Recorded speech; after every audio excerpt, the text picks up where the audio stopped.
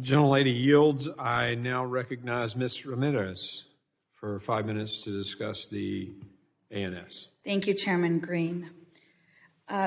Before I go into my remarks, I do want to ask unanimous consent to include in the record Hines Presidents of the House of Representatives on the last impeachment of Cabinet Secretary William Belknap in 1876.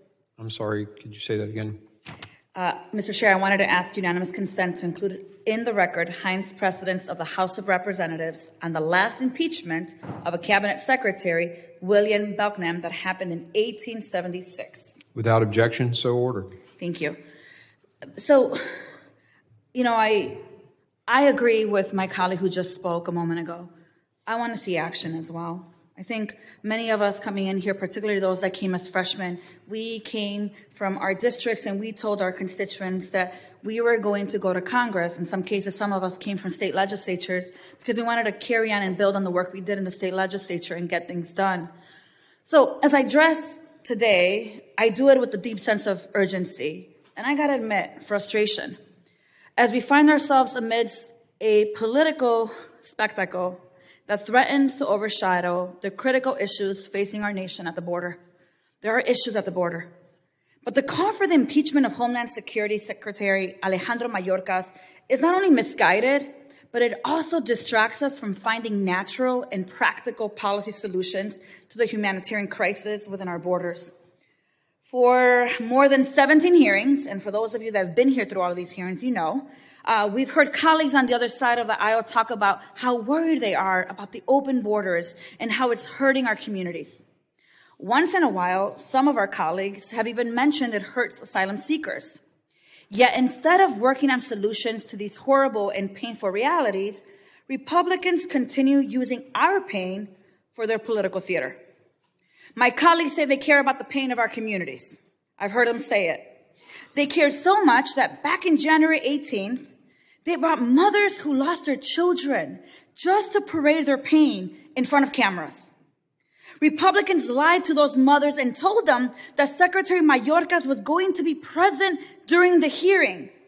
Even when they had knowledge that he was not going to be here, he had asked for a date that was agreeable for the committee and him. They knew he wasn't going to be here, but they told him he would be. My colleagues say they care about thousands of migrants fleeing their homes, dying in the Rio Grande, and being inhumanely denied asylum, yet they celebrate draconian laws that are put in place by Republican governors. See, folks, there's dissonance between what you say and what your actions are. Instead of solutions, we're working on a basis impeachment, and we know that impeachment is a solemn and consequential action reserved for egregious offenses that undermine the very fabric of our democracy. The charges against Secretary Mayorkas of willful and systemic refusal to comply with the law and breach of public trust lack the substance required for such a drastic measure. So let us refrain from allowing political posturing to supersede the crucial work ahead. In hopefully a few moments or hours, I am going to give you an opportunity to take action by some of the amendments I'm going to introduce that actually get to border security and actually get us to address the issues of those that are already here. I want to implore each committee member to rise above the political theatrics and commit to the severe work our constituents are expecting of us. Let's stop weaponizing people's pain.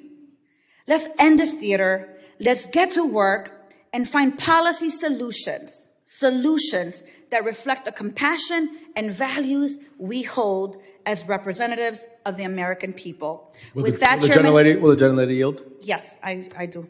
Thank you very much, and I appreciate your